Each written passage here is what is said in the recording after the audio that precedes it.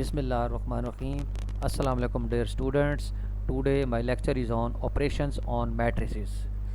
जैसा कि हमारे पास नंबर्स में ऑपरेशंस होते हैं कि हम दो नंबर्स को ऐड भी कर सकते हैं और सब्ट्रैक्ट भी कर सकते हैं और दो नंबर को डिवाइड भी कर सकते हैं और उनको मल्टीप्लाई भी कर सकते हैं। इसी तरीके से यहाँ भी हमारे पास मैट्रिसेस के ऊपर भी ऑपरेशंस हैं कि हमने दो मैट्रिसेस को किस तरह ऐड करना है, किस तरह सब्ट्रैक्ट करना है, किस तरह मल्टीप्लाई करना है। तो पहला क्वेश्चन है when two matrices are conformable for addition, यानी दो मैट्रिसेस हैं वो कब कन्फर्म हो सकती हैं कि हम उनको ऐड करें।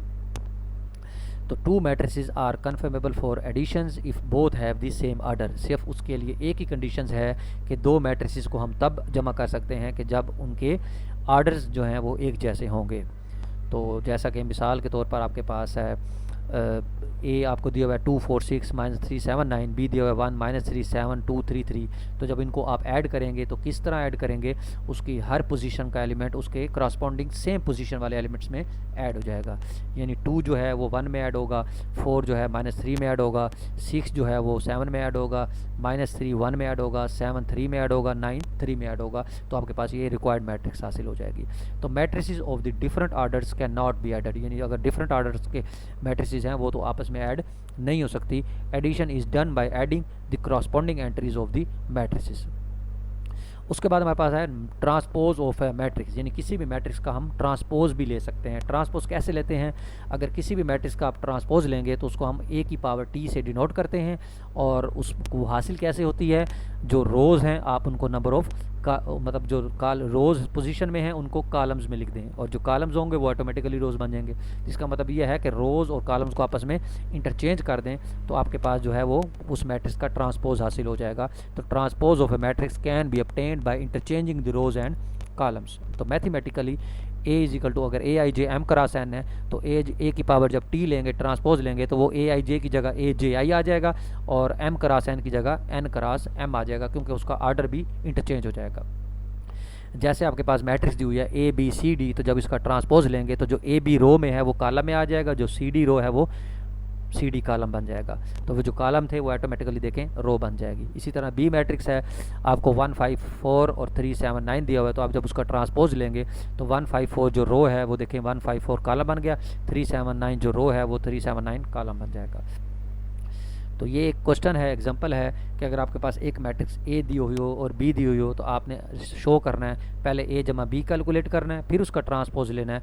तो ए का ट्रांसपोज अलग हो जाता है, बी का ट्रांसपोज अलग हो जाता है। तो ये एक किस्म का रिजल्ट भी है और ये आपने एग्जाम्पल से साबित करना है। तो आपको ए दिया हुआ है, आपने सबसे पहले ए का ट्रांसपोज लेना है, यानी जो रोज़ है वो कॉलम्स की फॉर्म में लिख देनी है, और जो बी आपको मैट्रिक्स दी हुई है जो रोज़ में लिखी हुई है उनको कॉलम्स में ऐड कर देना। तो आप इधर से ए और बी को अलग ऐड कर दें और इधर से ए ट्रांसपोज और बी ट्रांसपोज को अलग ऐड करें, तो देखें दोनों के आंसर जो हैं वो एक जैसे हैं। तो हमारे पास ये इसका मतलब है ए जमा बी का ट्रांसपोज है वो ए ट्रांसपोज जमा बी ट्रांसपोज हो जाएगा।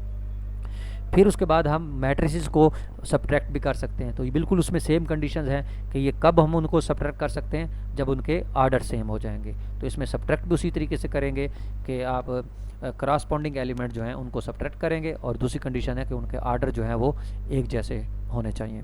तो 2 में से 1 माइनस हो जाएगा, 4 में से 3, ठीक है ना, इसी तरीके से सब्ट्रैक्ट जैसे ऐड किया था। फिर हमारे पास डेफिनेशन है scalar multiplication of the matrix. Scalar multiplication ये होती है कि किसी भी मैट्रिक्स को हम किसी भी स्केलर से जब मल्टीप्लाई करते हैं तो वो जो स्केलर होता है वो मैट्रिसेस के तमाम एलिमेंट से मल्टीप्लाई हो जाता है। यानी अगर एक नंबर को किसी मैट्रिक्स से मल्टीप्लाई कर रहे हैं तो वो उसके तमाम एलिमेंट से मल्टीप्लाई हो जाएगा। तो इसको हम कहते हैं multiplication of the matrix by the scalar.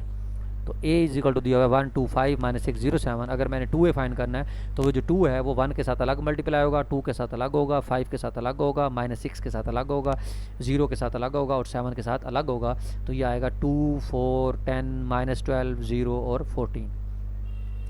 फिर हम देखते हैं मोस्ट इंपॉर्टेंट डेफिनेशन कि अब जब दो मैट्रिसेस को आपस में मल्टीप्लाई करना है तो उसके लिए क्या क्राइटेरिया कि हम कब मल्टीप्लाई कर सकते हैं और कब नहीं कर सकते।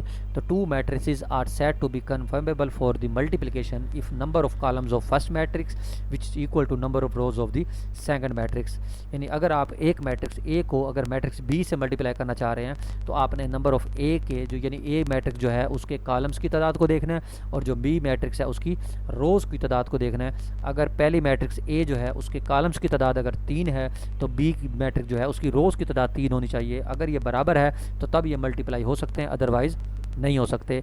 अब मैथमेटिकल उन्होंने लिखा है ए का आर्डर m क्रॉस n है, बी का आर्डर p क्रॉस q है, तो ये दोनों मल्टीप्लाई तब हो सकते हैं अगर उसके कॉलम की तादाद यानी n जो है b की रोज़ के बराबर यानी p के बराबर होना चाहिए, यानी n बराबर हो p के। तो आर्डर ऑफ a अगर m क्रॉस n और आर्डर ऑफ b बराबर है n क्रॉस q, तो जो आर्डर ऑफ ए बी बनेगा वो आपके पास m क्रॉस q, यानी जो n आप उसका और इसका जो है वो सेम है, वो ख़त्म हो जाएगा, मिस हो जाएगा, तो आपका आर्डर न्यू आर्डर क्या बनेगा m क्रॉस q।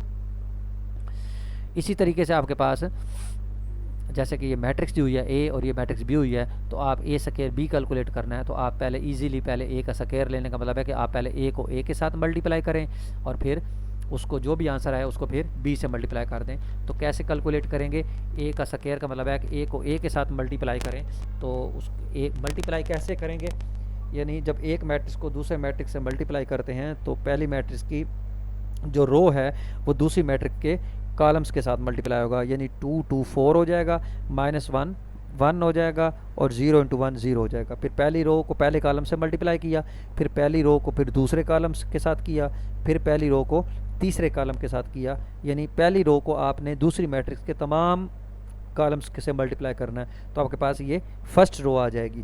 फिर दूसरी रो हासिल करने के लिए क्या करना है, आपने दूसरी रो को दूसरी मैट्रिक्स के तमाम कॉलम से, यानी 1 × 2 2 × 1 -3 × 1, फिर 1 × -1 2 × 2 और -3 × 2, फिर इसी तरीके से 1 × 0 2 × -3 -3 × -2। तो इस तरीके से आपने मल्टीप्लाई करना है कि अगर एक मैट्रिक्स ए को अगर बी मैट्रिक्स से मल्टीप्लाई कर रहे हैं तो ए मैट्रिक्स की जो रोज़ होगी हर रो को बी मैट्रिक्स के हर कॉलम से मल्टीप्लाई करना है, यानी एक रो लेनी है बी के हर कॉलम से मल्टीप्लाई करना है, फिर दूसरी रो लेनी है, फिर बी के हर कॉलम से मल्टीप्लाई करना है, करस्पॉन्डिंग एंट्रीज मल्टीप्लाई हो जाएंगी।